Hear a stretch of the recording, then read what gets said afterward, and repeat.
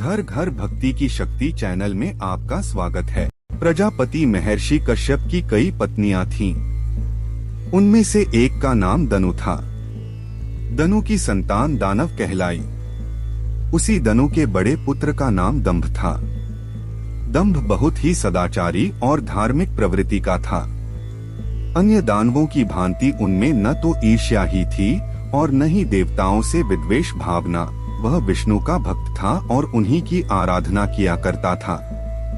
लेकिन उसे एक ही चिंता सताती रहती थी कि उसके कोई पुत्र न था। आचार्य शुक्र ने उसे श्री कृष्ण मंत्र की दीक्षा दी।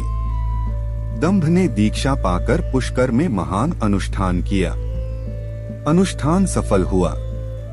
उसके अनुष्ठान से प्रसन्न होकर भगवान विष्णु प्रकट होकर बोले, वत्स, मैं तुम्हारे अनुष्ठान से प्रसन्न हूँ, वर मांगो। दंभ बोला, भगवन, यदि आप मेरी तपस्या से प्रसन्न हैं, तो मुझे ऐसा पुत्र दें जो आपका भक्त हो और त्रिलोकजयी हो। उसे देवता भी युद्ध में न जीत सकें। भगवान विष्णु ने तथास्तु कहा और अंतर्धान हो गए और दंभ प्रसन्नचित अपने घर लौट आया। गोलोक में श्री राधा ने श्री कृष्ण पार्षद श्री दामा को असुर होने का शाप दिया था। शाप मिलने पर वही दंभ की पत्नी के गर्भ में आया। जन्म होने के पश्चात दंभ ने अपने उस पुत्र का नाम शंखचूड़ रखा। जब वह कुछ बड़ा हुआ तो दंभ ने उसे मुनि जैगिशिव्य की देख रेख में रख दिया। मुनि जैगिशिव्य ने उसे शिक्षा दीक्षा दी। अपनी कुमार अवस्था में ही शंखचूड़ पुष्कर में पहुंचा और उस महान धार्मिक तपस्थली में ध्यान मग्न रहकर वर्षों तक ब्रह्मा जी की तपस्या करता रहा। उसकी घोर तपस्या से प्रसन्न होकर ब्रह्मा जी प्रकट होकर बोले, वत्स, मैं तुम्हारी तपस्या से प्रसन्न हूँ, वर मांगो। पितामह, मुझे ऐसा वरदान दीजिए कि मुझे देवता पराजित न कर सकें, शंखचूड़ ने कहा। ब्रह्मा जी ने उसे ऐसा ही वरदान दिया और श्री कृष्ण कवच प्रदान करते हुए उसे आदेश दिया, शंखचूड़, तुम बद्रिकाश्रम चले जाओ।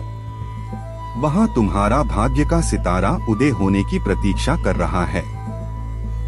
आदेश मानकर शंखचूड़ बद्रिकाश्रम पहुँचा।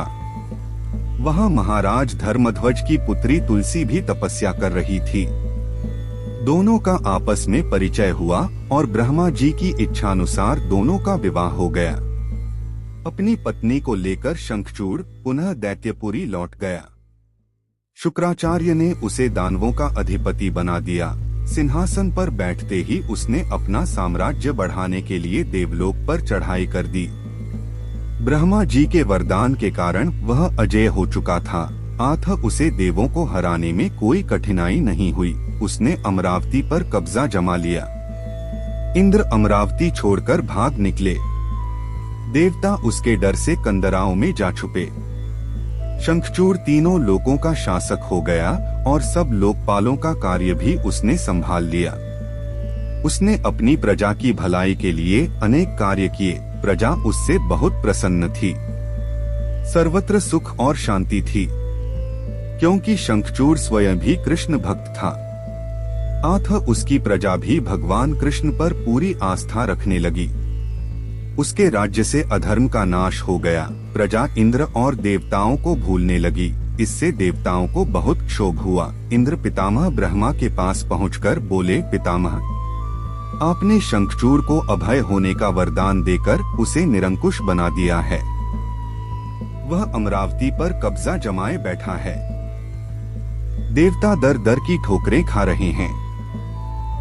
हमें बताइए हम क्या करें। पितामह बोले, सुरेंद्र, शंखचूड़ धार्मिक और रीति से अपना शासन चला रहा है। प्रजा उससे प्रसन्न है। उसके राज्य में प्रजा सुखी और संपन्न है। हमें उससे कोई शिकायत नहीं है। इंद्र बोले, यह सब तो ठीक है पितामह, लेकिन क्या हम यूं ही भटकते रहेंगे? आखिर अमरावती है तो देवताओं का ही। पितामह बोले, अवश्य है, किंतु शंखचूड़ ने तुम्हें युद्ध में पराजित करके उसे प्राप्त किया है।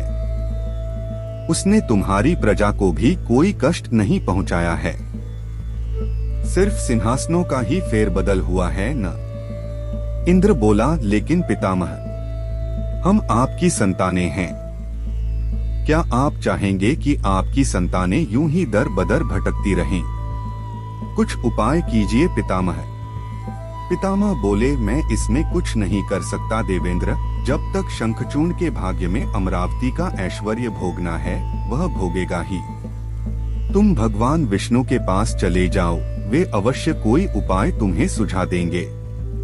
वहां से निराश होकर इंद्र श्री विष्णु के पास पहुंचा और उनकी स्तुति करके बोला, भगवान देवता इस समय भारी संकट में हैं। ब्रह्मा जी ने अपनी असमर्थता जाहिर करके मुझे आपके पास भेज दिया है। कुछ कीजिए प्रभु, अन्यथा संपूर्ण देव जाति ही नष्ट हो जाएगी। विष्णु बोले, पितामह का कहना ठीक है। मैं भी अकारण शंखचूड़ के संबंधों में हस्तक्षेप करना पसंद नहीं करता। उसकी सारी प्रजा कृष्ण भक्त है और कृष्ण मेरा ही प्रतिरूप है। मैं अपने भक्त पर कष्ट होते नहीं देख सकता, लेकिन निराश होने की आवश्यकता नहीं सुरराज। तुम भगवान शिव के पास चले जाओ और उन्हीं से कोई उपाय पूछो, वे अवश्य तुम्हारे कष्ट का निवारण कर देंगे। विष्णु की बात सुनकर इंद्र निराश भाव से बैकुंठ से निकल आया। अंत में वह भगवान शिव के पास कैलाश पर्वत न जाकर शिवलोक पहुंचा और भगवान शिव की स्तुति करके अपने आने का प्रयोजन बताया। भगवान शिव ने उसकी बात सुनी और उसे आश्वस्त किया, धैर्य रखो सुरराज, तुम्हारा सिंहासन तुम्हें अवश्य प्राप्त होगा। मैं गंधर्वराज चित्ररथ को अभी दूत बनाकर शंखचूड़ के पास रवाना करता हूँ। इस कहानी का अगला भाग आपको अगली वीडियो में मिलेगा। आपको भगवान की ये कहानी कैसी लगी कमेंट करके जरूर बताएं।